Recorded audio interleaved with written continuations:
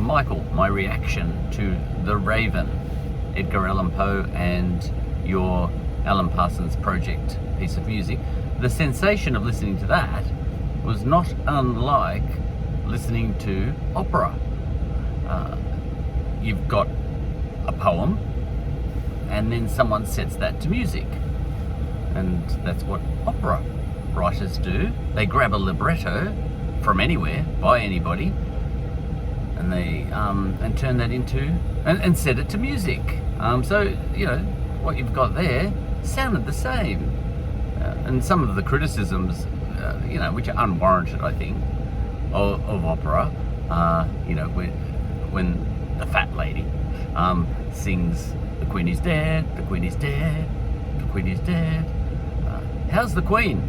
The Queen is dead." You know, and they sing "The Queen is dead" for about 10 minutes. But I get it, you know, and you've got that in your one too, you know, nevermore, nevermore, nevermore, nevermore.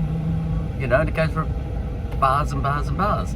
So the sensation was similar to listening to opera.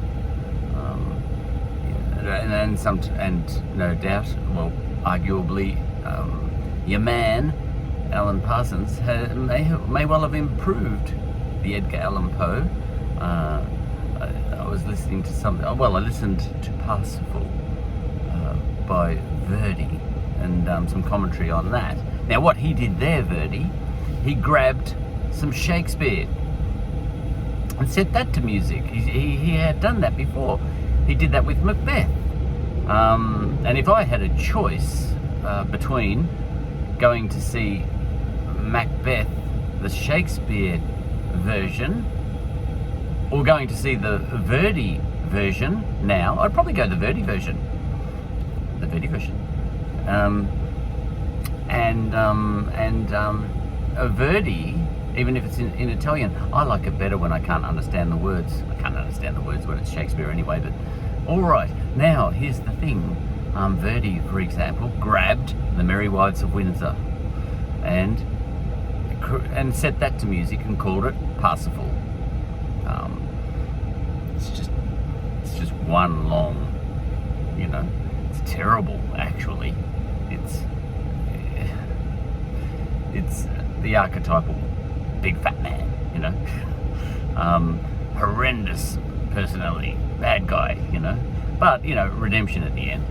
Anyway, he grabbed that, Verdi did, The Merry Wives of Windsor, and set that to music and released it as Parsifal. I tell you what, there's a fine line between classical music and opera and all that sort of stuff, and the stuff you've got there, Mike. I think it's all on a spectrum, you know.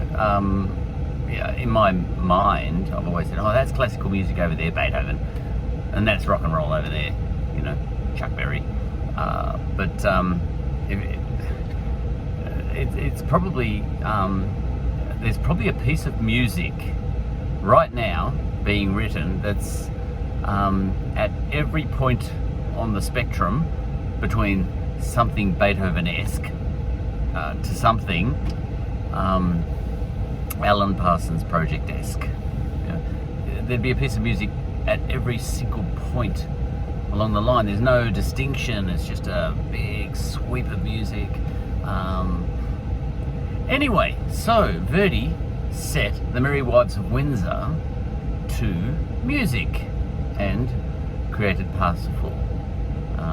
And that one, if I was going to prefer Verdi's Macbeth in Italian over Shakespeare's Macbeth, from what I've heard, I would really want to prefer Verdi's Parsifal to Shakespeare's Merry Wives of Windsor.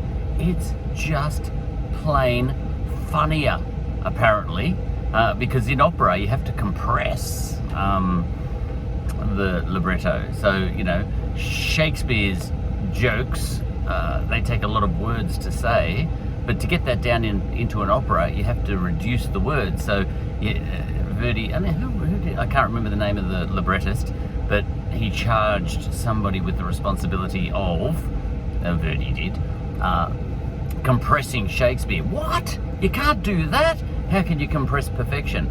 Well, he did, and it worked well, you know, because when you're singing it, sometimes the jokes don't need to be stretched out that long. Sometimes you can just say it in a different way. If you've got a fat bloke on stage and you're trying to shove him into a basket because he's been caught sleeping with somebody or something, and then you know, and then he's going to get caught, so you need to tip him out the window, and you know, otherwise he'll get killed by some jealous husband or something. You need to tip him out of the window, and you're singing all of this, and you've got two women trying to lift the basket to tip him out before anyone notices he's in there, you know, saying, oh, we've got to get him out of this room or else he'll get found out and killed, stabbed. So tip him out the window because there's a river out there anyway, because we're in Venice. I don't know if it's in Venice. Well, it's probably in the Thames, isn't it? All right, so we've got to tip him out the window because sure, you know, he might drown, but that's better than getting stabbed. Let's just do it. All right, let's lift him up. But while the other guy's singing and looking at the audience, we'll pick him up and chuck him out the window. And then they can't pick him up because he's too big. They go, oh my God, how did... And then they struggle and they finally get him out the window on the two women, and then splash, you know. But you can't see him landing in the river. This is all in the joke. Yeah, this is like a sight gag that you can't see, because the women are looking at him falling down into the river, and they're commenting on the splash. They're singing it. My, what a splash! My goodness, that's a tsunami. That's going to wipe out Essex. That is, and all that sort of stuff. Now here's the thing. Look, I'm sure. I don't think I've seen Merry Wives of Windsor. I've seen a few Shakespeares, but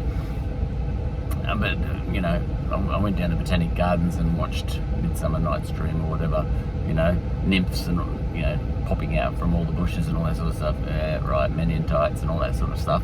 But I wouldn't mind seeing this one. It sounds funny. Oh look, it's terrible. It should be banned, but every fattest joke that you can imagine all piled into one play. It's just one long play of political incorrectness. It's wrong. It should be banned. But, you know, funny. You know, it's almost like, you know, you say to your boy, that was wrong. Funny.